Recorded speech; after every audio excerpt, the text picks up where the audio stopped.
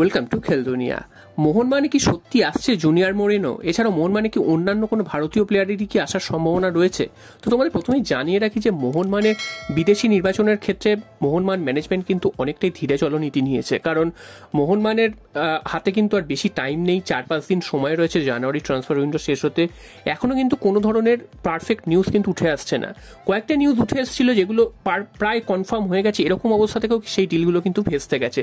সেটা তোমরা দেখতে পাবে যে সানা সিং এর কেসটাই তোমরা দেখতে পাবে, তিনি কিন্তু প্রায় মোহনবাগানে কনফার্ম হয়ে গেছিলেন এবং সই প্রায় হয়ে গেছে এরকমও খবর ছিল এবং খালি অফিসিয়াল অ্যানাউন্সমেন্টের অপেক্ষা ছিল। কিন্তু শেষ পর্যন্ত যেটা জানা যাচ্ছে সানা সিং এর ডিলটা কিন্তু মোহনবাগানের সাথে ভেস্তে গেছে। তিনি সম্ভবত বেঙ্গালুরু এফসিতে যাচ্ছেন, যদিও তার সাথে এখনো কিন্তু ডিলটা কনফার্ম হয়নি। তো এবার প্রশ্ন আসছে মোহনবাগান বিদেশি নিয়ে কি ভাবছে, কারণ জেসন কামিংস, আরমান্দো সাদিকু, এই দুজন প্লেয়ার নিয়ে মোহনবাগান ম্যানেজমেন্ট একদমই বিরক্ত, সমর্থকরাও বিরক্ত, কারণ এই দুটো প্লেয়ার একদমই পারফরমেন্স করতে পারেনি। তারা অনেক সুযোগ পেয়েছেন এবং তারা কিন্তু কেউ সেভাবে পারফরমেন্স করতে পারেনি। তো এই দুজন প্লেয়ারকে কি মোহনবাগান ছাঁটাই করবে?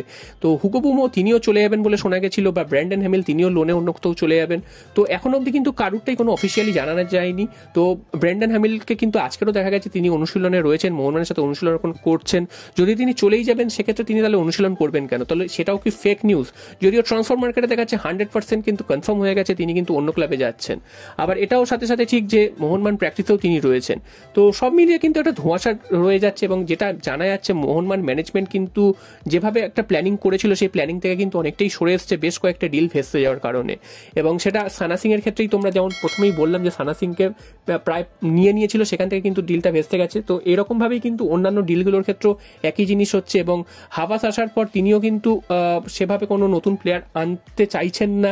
এই যেই প্লেয়ারগুলো রয়েছে সেগুলো দিয়েই তারা কাজ চালাতে চাইছেন এবং মোহনবাগান ম্যানেজমেন্টও প্রথম দিকে এতটাই খরচ করে ফেলেছিল যে এখন মোহনবাগান ম্যানেজমেন্টও চাইছে না যে নতুন করে কোনো প্লেয়ার আনুক এই বাকি কয়েকটা ম্যাচের জন্য, কারণ আইএসএল এর এই বাকি 10-11টা ম্যাচ বাদে কিন্তু মোহনবাগানের হাতে কিন্তু আর ম্যাচ নেই।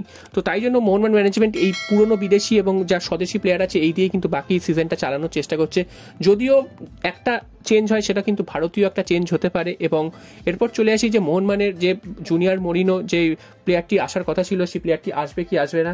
তো এই বিষয়ে তোমাদের জানিয়ে রাখি জুনিয়র মরিনোর ব্যাপারে কিন্তু চারিদিকে একটা কথাবার্তা চলছে ঠিকই, তবে সেটা এখনও কিন্তু কনফার্ম নয়। ট্রান্সফার মার্কেটও জানিয়ে দিয়েছে যে 70% সম্ভাবনা রয়েছে এই প্লেয়ারটি আসবে, তবে মোহনবাগান ম্যানেজমেন্টের মুখে কিন্তু কুলু পেটে রয়েছে, তারা কিন্তু কোনোভাবেই কোনো কিছু ফাঁস করছে না। এবং জুনিয়র মোরেনো এই প্লেয়ারটি আদৌ আসবে কি আসবে না, বা আসলেও তারা কন্ডিশন কি রয়েছে সেটাও কিন্তু একটা প্রশ্নের মুখে। তোমাদের এর আগেও বলেছি যে এই প্লেয়ারটি কিন্তু ফ্রি প্লেয়ার, প্লেয়ারটির পারফরমেন্স কিন্তু অনেক ভালো, যেসব ক্লাবে তিনি খেলেছেন তার এক্সপিরিয়েন্সও রয়েছে যথেষ্ট, তবে এই মুহূর্তে এই প্লেয়ারটি ফ্রি প্লেয়ার। তো 6 মাস ধরে একটা প্লেয়ার কেন ফ্রি পড়ে রয়েছে, 30 বছর বয়স, তো সেটাও কিন্তু ভাবার বিষয়, কারণ এই প্লেয়ারটি চোট আছে কিনা বা আনফিট অবস্থায় রয়েছে কিনা সেই জন্য অন্য কোনো ক্লাব নেয়নি।